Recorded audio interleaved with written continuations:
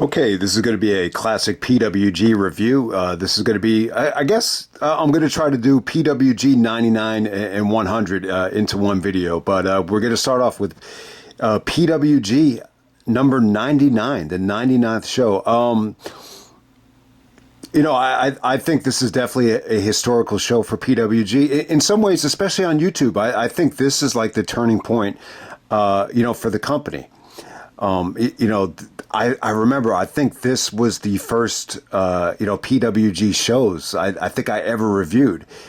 And I just feel like ever since then, like the company definitely went on a roll. And especially after Gabe Sapolsky got fired, if you noticed, with the 2008 Battle of Los Angeles, and then you notice on some of these 2009 shows, I just felt like they were really giving you, like a lot of matches you wanted to see. And, the card just became a little bit more well-rounded. They were giving you stuff like Nigel versus Low-Key, which you never saw before. And then eventually in 2009, you got great stuff like El Generico versus Shingo. So I just feel like this, like PWG in 2009, the cards were extremely well-rounded. You had a whole bunch of PWG homegrown talent like the Young Bucks, like Scorpio Sky, Scott Lost, Joey Ryan, really coming into their own. And then you mix it up with, they were giving you like some of the best, from Ring of Honor. They're even on this show, they're even bringing in guys from Ring of Honor that rarely, would ever wrestle on a PWG show, like an Austin Aries or even like a Tyler Black or even Bryan Danielson. I don't think Danielson was ever like, that's synonymous with PWG, maybe outside of like 2007. But, yeah, incredible card. I'm not going to say that it's an amazing show or a must-see show. I don't think, PWG in 2009. I think it was like a step in the right direction for them. I think it's definitely one of their better years. But do I feel like this is like prime PWG in terms of atmosphere and connection with the audience? I would probably say no. I would say that, just from my memory, I would say that 2011 to 2012, I would say that's the absolute, prime days of PWG. But, some people might disagree with that. But yeah, 2009 was definitely, a great year for the company. I mean, look, they eventually they put on some of the best shows that they ever put on in 2009. So let's get right down to it, man. This is a loaded card. I'll say this about the card. Incredible card. I think it's really, really good. I don't think it's like a must-see amazing show. The thing about the card is, I'm not going to say that it looks better on paper. I think that will be kind of, that's kind of a negative thing to say. But I'll say this about it. I don't think there's like one match on here that like, exceeded expectations or blew away the expectations. I just think there's a couple of matches here that under-delivered. And there's a lot of like good matches that kind of, just lived up to the expectations. I think that's the best way to put it. The first match on the show, you had Scott Lost teaming up with the Cutler brothers, Brandon Cutler and Dustin Cutler, who everybody should be familiar with from AEW. They've kind of become like comedy acts. I guess it would be, Brandon Cutler. So you get Scott Lost teaming up with the Cutlers to take on Los Luchas, a Phoenix Star, and Zokri, teaming up with Scorpio Sky. There's a lot to say about this. I thought this was really good, man. Scott Lost and Scorpio Sky, it was a hell of a feud. I guess these two guys used to be in the Dynasty together. At this time, they kind of broke away from each other. But, these are two of the great, PWG homegrown talents. Scott Lost he's really good, man. He was really good with his kicks. He's an underrated worker. It's a shame because I feel like as soon as PWG really, took their, company to the next level, he pretty much retired. I think his last match was at PWG 7 where he actually lost to Scorpio Sky, or it could have been the other way around. I'm not sure, but his last match was against Scorpio Sky at PWG 7.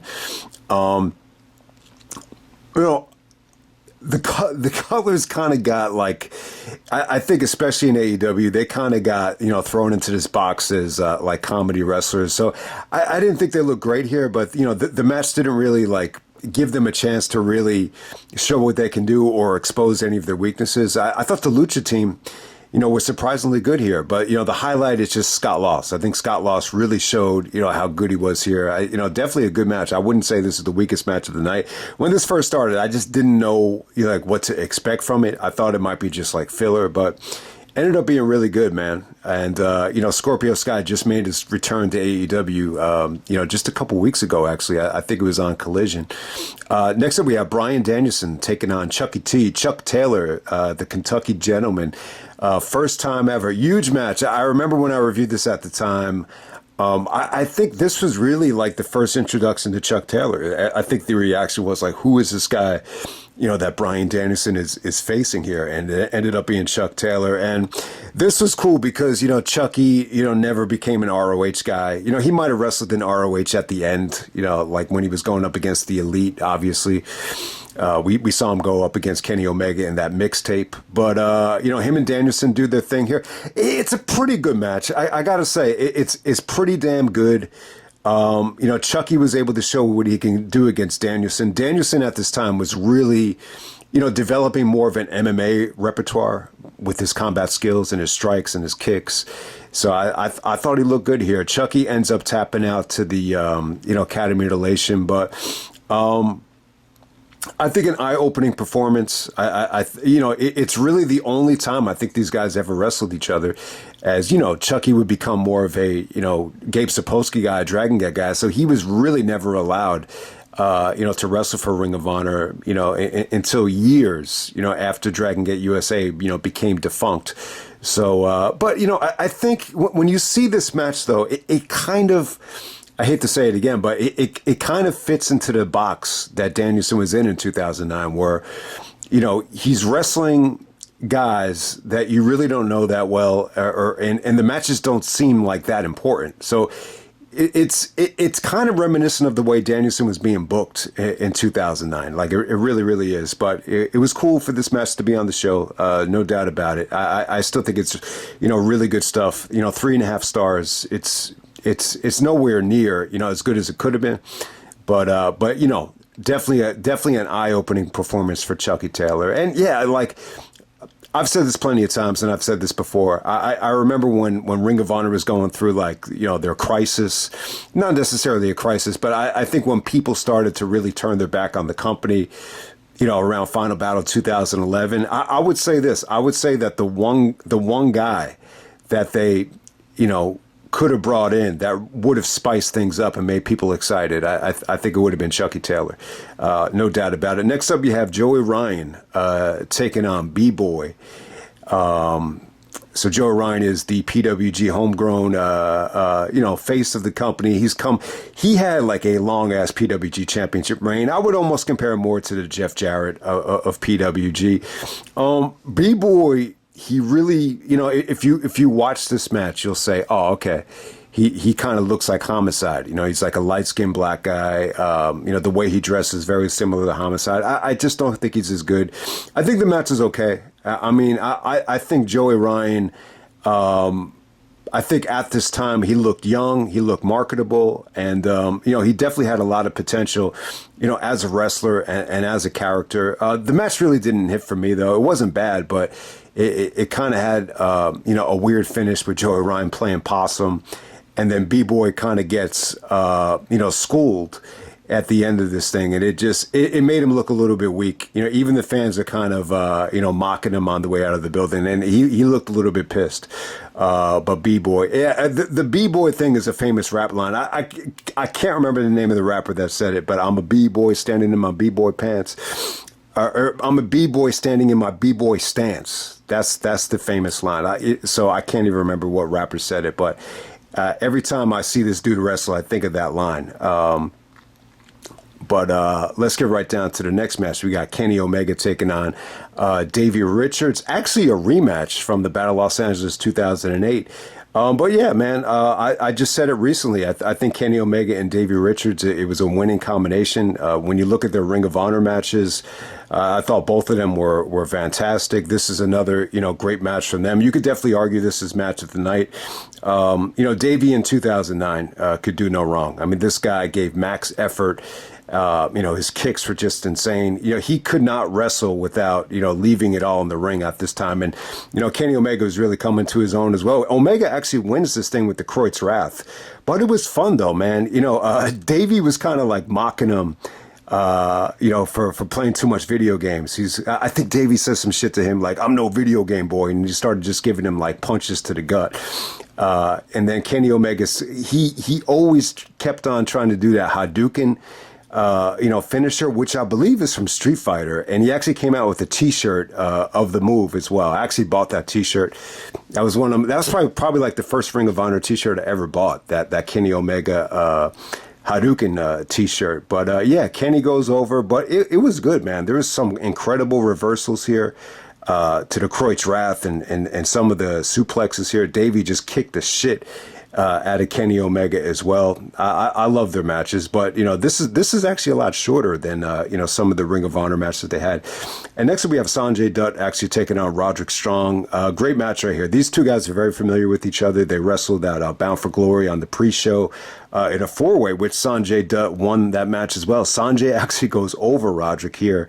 A couple months later, I think they would wrestle at Manhattan Mayhem 3, which was a really, really good match. But, what really stands out about their matches is Sonjay is really, able to use his feet off the ropes and do moonsaults. And it just, the ability of Roderick to catch Sonjay in midair and transition to a backbreaker. I don't know if Roderick has ever faced anyone where he's able, maybe Jack Evans would be, the only other guy. But, what's great about Sonjay is, he does so much aerial stuff, but he's perfect for Roderick just to intercept and catch and transition in the backbreakers. And, man, it was good stuff. You had Sonjay kicking out of the sick kick and, just Sonjay just really, cuffing Roderick out of nowhere and just, altering him away with hurricanranas. And, surprisingly, Sonjay actually wins with the 450 splash, which... it just came off like an upset to me, but a good match, a good solid match. It didn't get as much time as, some of the other matches on the show, but I would definitely say, just a great match. You had a great streak here of just, let me see, from Kenny to Davey. Yeah, you had like 5 matches in a row that just were really, really, really strong. Next up, we have El Generico taking on Tyler Black. Excellent match. I would definitely say, you could argue this is match of the night. I thought it was that good. So obviously, Sami Zayn and Seth Rollins, you saw them in a lot of storylines recently. I think even going back to Survivor Series, leading up to War Games, there was Seth actually declined. To work with Roman in the Bloodline, and Sammy was trying to recruit him. So you had a great storyline there, which is very recent. And then, even before this, you had the Age of the Fall, being defeated by Generico and Kevin Steen on pay-per-view, which was a huge moment. You know what though? I don't remember like a lot of El Generico and Tyler Black like one-on-one matches. And this might have been one of the first ones. I just really don't remember. I'm sure that they've happened before. And even when you think of like Sami Zayn and Seth Rollins, like recently, there's really not one that comes to mind. But I got to say, this was awesome stuff. This is, the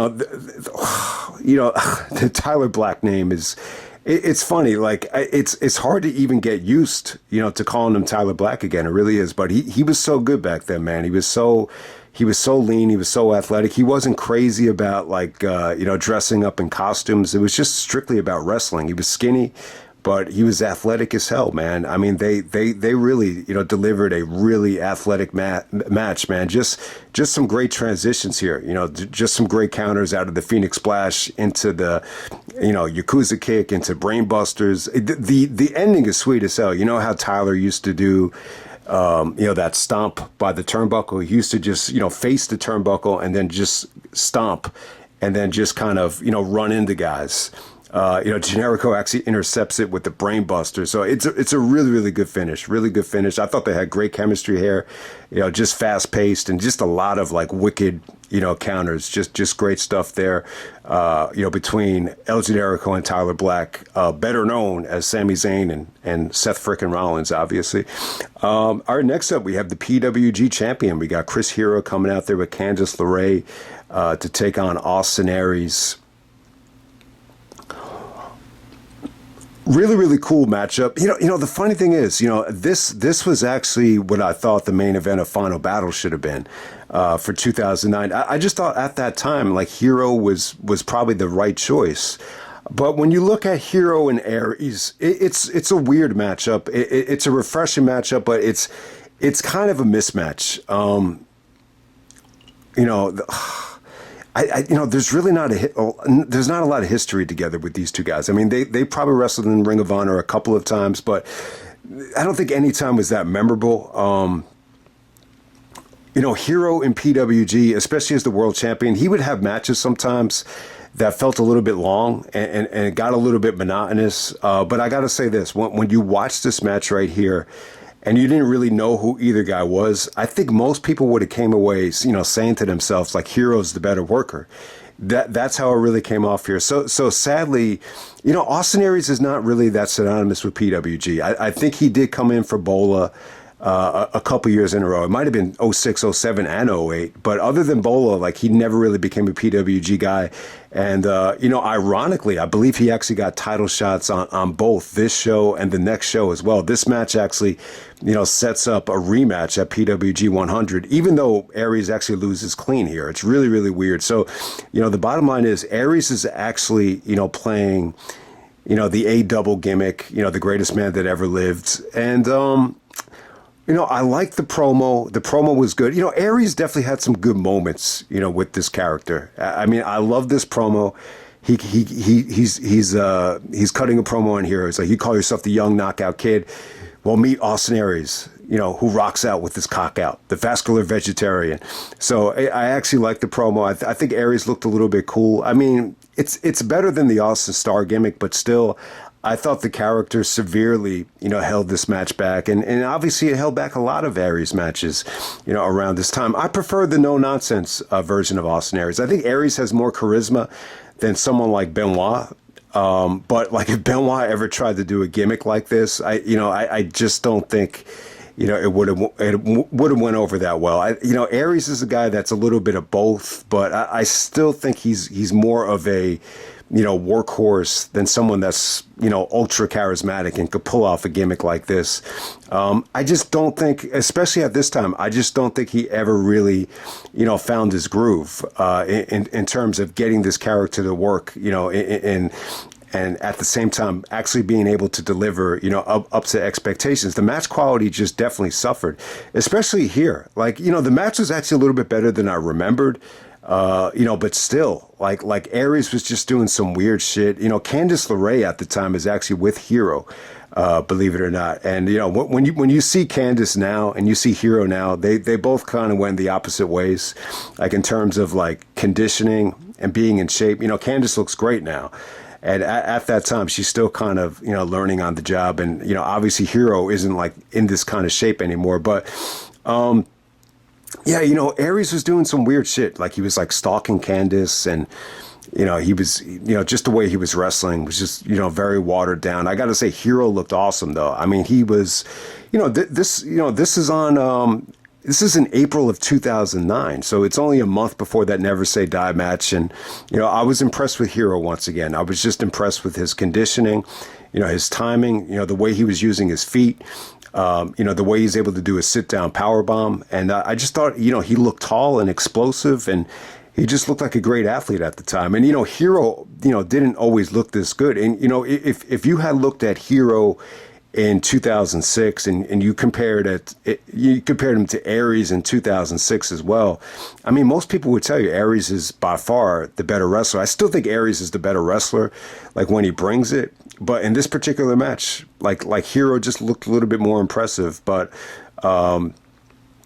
the ending of the match, Aries is like, I think he actually knocked Candice down, but, Hero was able to, get the upper hand with like a roaring elbow out of nowhere. So it's kind of an abrupt finish. It's not a bad match though. It's pretty good stuff. I think Aries definitely had some good moments, at the end. Some of the, suplexes, really, really impressed Excalibur, from Austin Aries. But, after the match was over, though, the promo pretty much sets up the rematch the next night. Hero's like really pissed that he put his hands on Candice, and he's basically telling Aries that he has like a small man's complex, insinuating that he has a small dick and a small man's complex, that he actually has to put his hand on a woman, that type of thing. So I believe I've totally forgot about this, but I believe they actually have a match the next night at PWG 100. But they're pretty forgettable matches. I would say that it definitely felt like if I was going to book Final Battle 2009, like before that card was even announced, like to me, like this was the match that felt natural to book. But still, like I think even if you would have booked that match, and when you look at shows like this, it's a little bit of a weird matchup, for as much as Hero and Aries, were on the Indies together or in Ring of Honor together. There's just not a lot of similarities. There's not a lot of history. Even if you look at like the CZW stuff, like it didn't really seem like Aries and Hero, really, ever really touched. I don't think Aries, in 2006, I don't think he ever really went at any of the CZW guys. And he was on every show at that time. All right, so we're going to move on to the main event. We got the Young Bucks taking on the Motor City Machine Guns. Only about 15 minutes, but yeah, really, really good stuff. This was the great thing about PWG at the time. They don't have a television deal. They don't have a pay-per-view deal. And, I think Excalibur and the PWG management, they really took advantage of, just putting on DVD, matches that people wanted to see that hadn't been seen yet. And you got the Young Bucks, Motor City Machine Guns for the very first time. And it was good stuff, man. The Bucks are really, getting it, coming into their own as PWG homegrown talents. And the Machine Guns are just in their absolute prime, like in terms of athleticism. So it's definitely a good match. I don't think it's quite prime Young Bucks, but it's definitely prime Motor City Machine Guns. For the first time ever, the Bucks actually go over clean with the more bang for the buck. But I got to say, I think the Machine Guns looked a little bit more impressive here. I mean, Sabin just looked awesome. And even some of the double team moves that Sabin and Shelley did were just, exhilarating, especially that avalanche sliced bread. I thought that was awesome. But, the Bucks actually, they won the super kick party, and then they're able to put them away with the more bang for the buck. But yeah, I mean, it still feels like it's, just an exciting, Young Bucks match. But it's the first time of many. I mean, these guys, they main evented in so many different promotions. I think they wrestled in TNA a lot of different times, Bound for Glories, I think they wrestled in an Ultimate X match at Destination X, during the Generation Me days. I think they might have even main evented Supercard of Honor 10, if I'm not mistaken. So, I mean, they've wrestled a lot, but the first time you ever got to see it's definitely like a good match. I think most people would agree that this is the match of the night, but it's not like, I'm not going to say like it blew away the expectations, and it didn't really get that much time, but it was definitely satisfying. It's definitely, I definitely think a shot of life for PWG. At the time, they just said, this is one of the best matches that we've ever had, in the 99 shows combined. So check out PWG 99, man. It was cool to kind of go back to this. It's an incredible card. I mean, there's a great independent wrestler, in pretty much every single match, and the matchups are really, really attractive. And yeah, I think this is one of those situations. I know a lot of people look at putting together dream matches, with a lot of negativity, because there's no story sometimes. But when these guys so well, and when they're so well defined. I don't think it's a requirement. And there were some good promos on this show. Hero and Aries, Hero got on the mic and cut a great promo. The Machine Guns, had a backstage promo before the match. And Kenny Omega, did some crazy shit with Chucky Taylor at the end of the show. So there was actually a lot more promos than you would expect, from PWG. There was even a great Paul London promo with Joey Ryan as well, which was really, really cool. But I got to say though, like like if you've been following these guys for years, and then you put them against someone you hadn't seen before yet, there's really not much you need to do. I mean, you just let the wrestling speak for itself. And I think that's one of the cool things about it. I mean, it's just such an attractive card. So, yeah, I still appreciated it. I mean, is it one of the best PWG shows ever? Is the atmosphere great? Not really. But I think this whole run, you know, when Ring of Honor let go of Gabe and PWG started booking these shows, there was a hell of an opportunity, you know, to really, book matches that was eye-opening and that made people want to spend money on high spots. And that's one of the things I'm most proud of. I'm really proud that PWG really took off, after these shows. Because if you look at YouTube, there really wasn't a lot of, PWG feedback. I think True Slayer had reviewed like the first DDT in 2007, but it didn't really go that well in terms of the crowd reaction, in terms of like the way those two nights were structured. I don't think it was like a home run. So besides that, there really wasn't a lot of PWG reviews. And, but these shows were so attractive that if you were watching Ring of Honor, like when you compared it to some of the Ring of Honor shows, they definitely had a little bit more depth. And then, the great thing about it too is, the Young Bucks, were just going on a tear at this time. They were the tag team champions, and it just felt like they were getting, more popular and gaining more momentum, as the years went on. And it was just really, really cool to see. Now we're moving on to PWG 100. The 100 show PWG. Ironically, reviewing PWG 100 before the Ring of Honor 100 show, which was in the heart of the CZW feud. But PWG 100. The perception was, I remember it wasn't as good, and watching it back again finally. I mean, I have to agree that the show was hit or miss. I mean, it had some good moments on it. I think when you see what's on the show, especially with Danielson and Omega, you'd be like, man, holy shit. Like that looks like the best match of the whole weekend. But if you didn't see, Danielson and Omega and you go into this thing, like there's no way, like you won't be disappointed. I mean, you'd be disappointed as hell, after you see the match that they had. I mean, they kind of had like a comedy match. So if you're expecting anything like the match that they had at Grand Slam, which still, it might be like the best match in AEW history, I mean, you'd be like disappointed as hell. You really, really will. But it's still a fun show. I really enjoyed it. I think the main event's a little bit disappointing.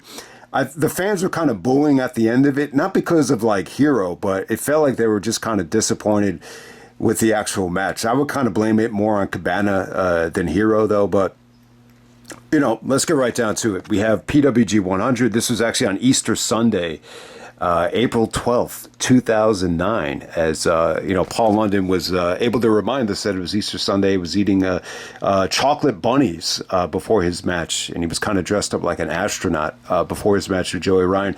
But we're going to get right down to it. We got the Young Bucks taking on the Cutler brothers, Brandon Cutler and Dustin Cutler.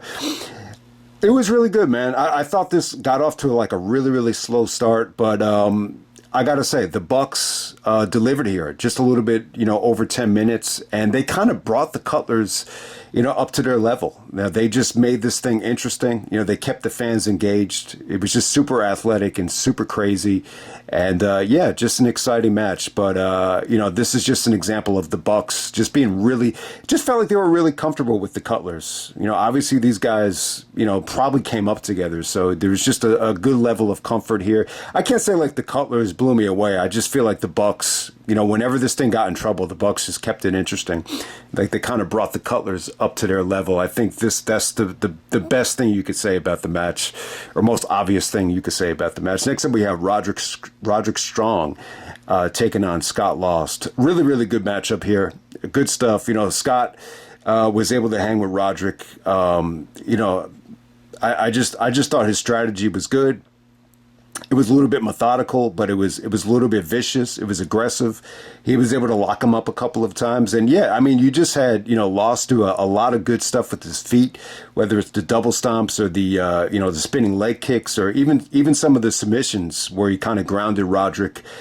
Came off great. The ending is the best part of this match. I mean, some of Roderick's backbreakers, look great. So it's really an underrated matchup. It's a good matchup because both guys are really good with their feet and their kicks. But, you know, the ending was sweet as hell. You know, Scott Loss is doing a couple of shoulder blocks by the turnbuckle. He looks like he's setting up Roderick for like some big sort of splash. And then when he turns his back on Roderick just gives him a sick kick out of nowhere, which looks great. It's one of the best sick kicks I think I've ever seen. I mean, besides the Danielson one from Vendetta, this is up there with one of the best, I think, endings with the sick kick I think we've ever seen.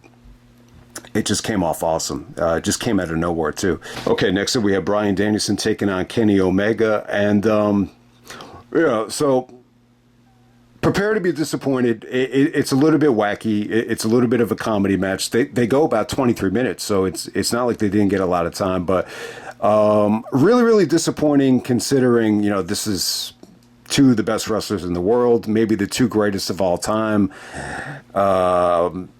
If you really want to argue that far, I mean, that's a stretch, but, you know, I think these guys are that good. You know, they probably had the best match in AEW history. Some would still argue at Grand Slam. But with this particular match here, I mean, it was just a little bit wacky. I don't know why they chose to go in this direction. Danielson just had a lot of fun on this show. You know, whether it's on this match right here. He actually did commentary with Davey Richards later on in the night where they were kind of pretending to be like old school wrestlers, kind of mocking like some of the old timers.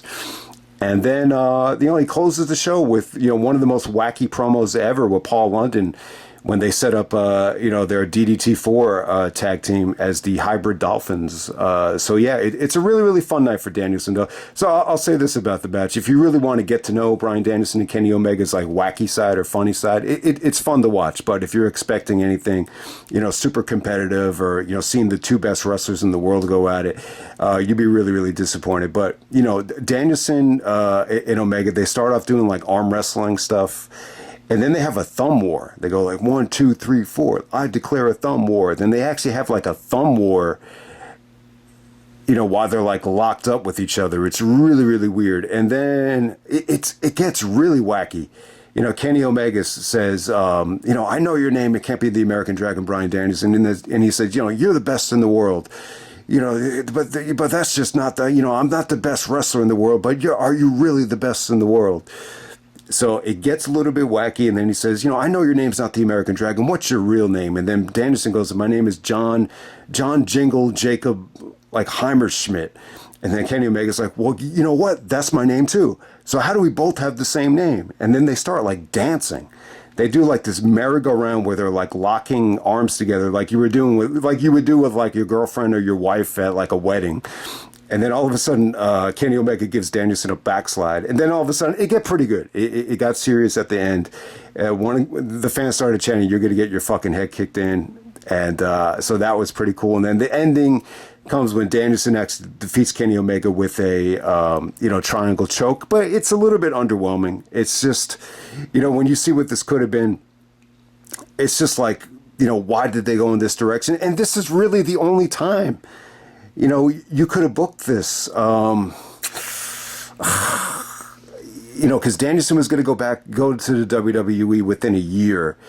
They had already wrestled in triple threat matches. They might have touched that DDT4, but, the window was closing. Like, if you had known you only had, under a year to actually, book Bryan Danielson and Kenny Omega, would you have went in this direction with it? I don't know. I don't know. I don't know if we'll ever find out why they went in this direction with it. But if anyone has any memories of the match, feel free to post. But it's not the worst thing in the world. I think there's always a time and place to, get to know the wrestlers and for them to have fun. So this is what they chose to do. And they go third, too. I mean, you would think Danielson and Omega would go last. At Grand Slam, it went on first. But, Grand Slam, traditionally, you always wanted the best match to go first, for whatever the reason. I think because it's a 2-hour special on TV. So I thought it made sense for Danielson and Omega to go first, especially if it's going to go to a 30-minute time limit draw. Next up, we had Joey Ryan taking on Paul London. Kind of a disappointing match here. Joey Ryan wins with the unprotected chair shot on London. They're definitely building here. They're building to DDT4, where Joey Ryan's going to team up with Scott Lost, and London is going to team up with Danielson in the tag team title tournament. But yeah, London is eating the Easter Bunny, chocolate bunny before the match. It looks like he's dressed up like an astronaut. So yeah, London at this time, I think he was doing like a lot of weird shit. I think the match is okay. It's not great. I mean, there's definitely some vicious moments, especially from Joey. I mean, they're still really trying to push Joey as a heel and Joey to try to win his PWG championship back.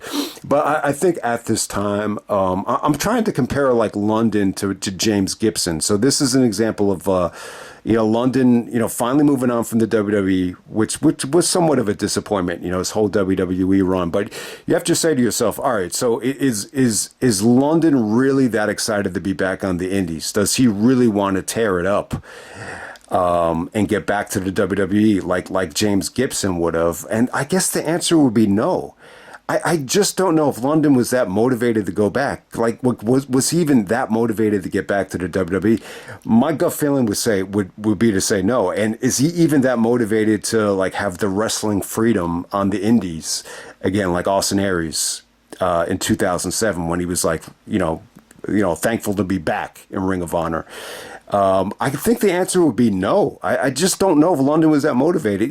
Gibson's story was a little bit different. I think he was a little bit older, and he had kids and he had a wife, so it's a little bit different. But like I don't even know what London's situation is. My gut feeling tells me that he was single and didn't have kids at the time. So I just don't know if London was that motivated. I just feel like he was a little bit wacky at this time. And, the funny thing was, I've never seen Danielson, laugh that hard in the promo to close the show. But I think Joey Ryan in London, I think it was okay. I definitely think PWG, tried as hard as they could to cash in on London. They put him in main events, and it just felt like they really pushed him hard. Especially like around this time. So, but yeah, I just feel like something was definitely missing.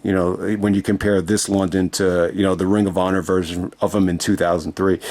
Next up, we have Austin Aries teaming up with Chuck Taylor and the Human Tornado to take on B-Boy, Candice LeRae, and Scorpio Sky. I think the match was pretty fun. Tornado and Candice, went at it pretty hard in the feud with Hero. Hero actually beat Human Tornado to become the PWG champion. So, you're still trying to tell that story.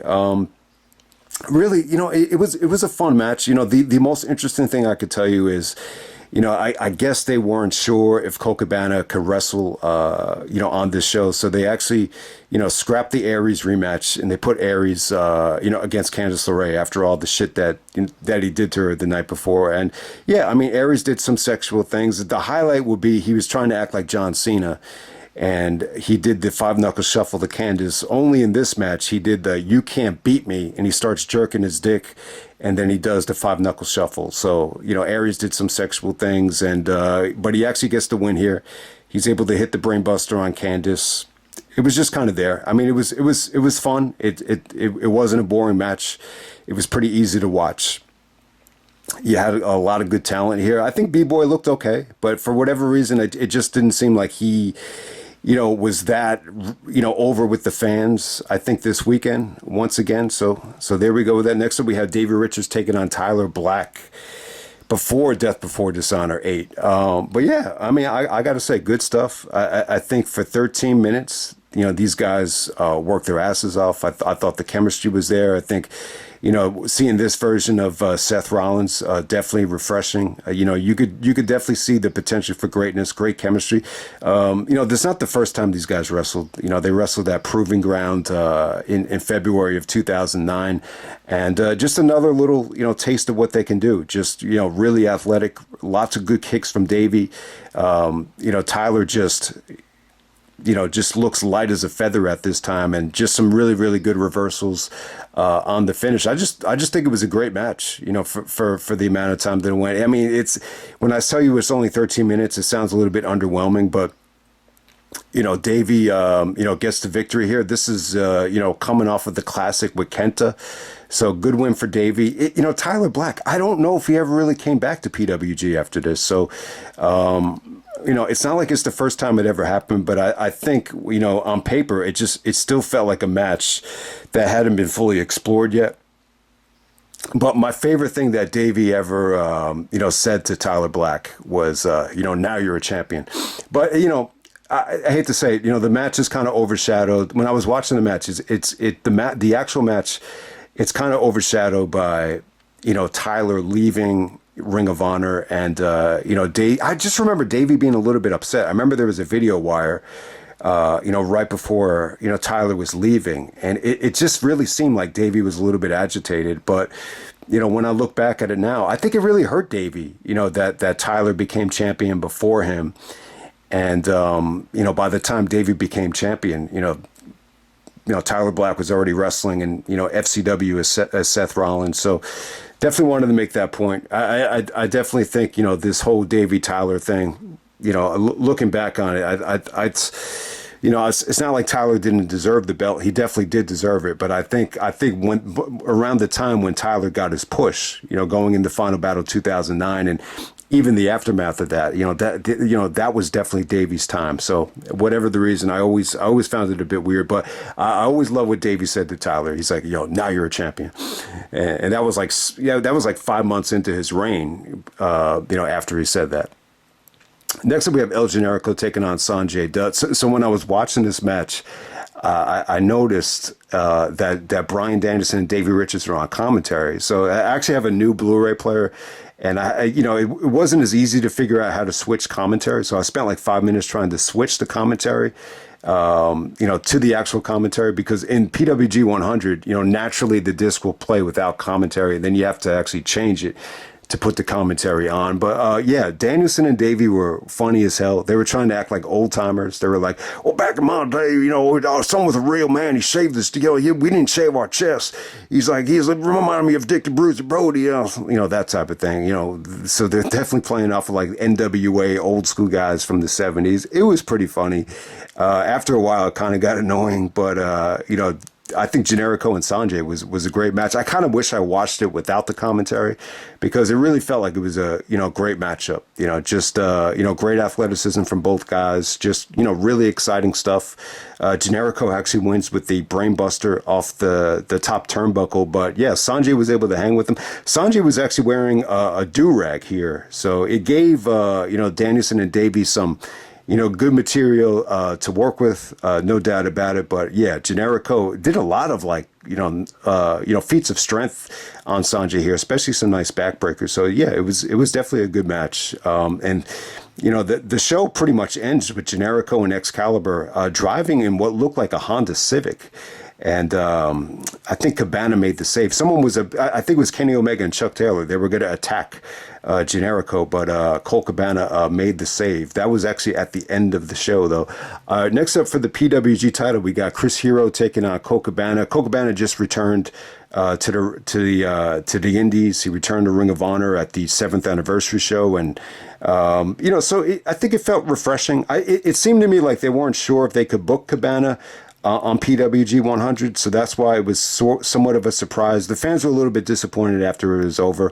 I got to say, I think Cabana had some good moments here. He definitely worked hard. I thought him and Hero had a good match. Hero was selling the elbow, from the Austin Aries match, where I think Aries was working over it, and Excalibur alluded to the fact that Hero had like an Allen Iverson like elbow pad to protect his elbow, just like Iverson did. So. It was definitely good stuff. Cabana seemed a little bit winded. So this is the reality, though. Like, Cabana is Scotty Goldman. It's sometimes when you're in the WWE, you could kind of get out of ring shape, especially, at that time. There was a lot of guys like Brian Kendrick or, Colt Cabana or London. They weren't able to have long matches. The matches weren't able to deliver. So when you go to that, and then you go to a PWG main event where the fans are expecting something good, it's tough. So you could definitely notice that Cabana was winded, which is a good thing. Just because somebody is winded, it doesn't necessarily mean that they're out of shape. In this situation, Cabana definitely was out of shape, though. I'll say that about it, but. when you're winded, it means you're working hard. So that's a good way of looking at it. But Hero was definitely, in his prime here. Cabana's not so much in his prime. So it's a meeting of two guys that never won the Ring of Honor World title. That maybe should have, been Ring of Honor champion. I'm a little bit more positive on Hero than Cabana. I think you can make the argument that, maybe Cabana should have never been ROH champion, but he was never PWG champion. Hero was. So it's a huge opportunity for Colt, to finally make something of himself here and, capitalize on it. It was a good match. It just wasn't great. When Hero won this thing with the, the roaring elbow, a lot of the fans started booing. It was just out of disappointment. It just felt like it should have been a better main event. It was definitely the weaker main event of, this milestone weekend for PWG. But, Hero got on the mic and said, Scotty Goldman is gone and Colt Cabana has come back. So it was a nice little promo from Hero. Hero, even though you had Joey Ryan and Scott Lost attack Hero and, Danielson and Paul London made the save. Hero got on the mic and thanked the fans for an incredible weekend. And yeah, that's what's kind of going to go under the radar here. Even though the show's a little bit disappointing for my taste, it's an incredible weekend for PWG just from looking at the card alone. Just the fact that you're able to get matches like Danielson Omega, Roderick and Scott Lost. You're able to get London, Davey Tyler, which felt like a big match for PWG at the time. Most people probably didn't even see, some of the stuff that they did yet, one-on-one. Generico Sonjay is a hell of a matchup. It's, PWG versus TNA. At the time, I think, Sonjay, leaving TNA, it was a big opportunity to book him as well. And then you got Cabana's return to the Indies. It's just a loaded show. But once again, nothing really overachieved here. But I definitely think it was, an eye-opening weekend for PWG to actually book, cards that had this much depth and this much talent.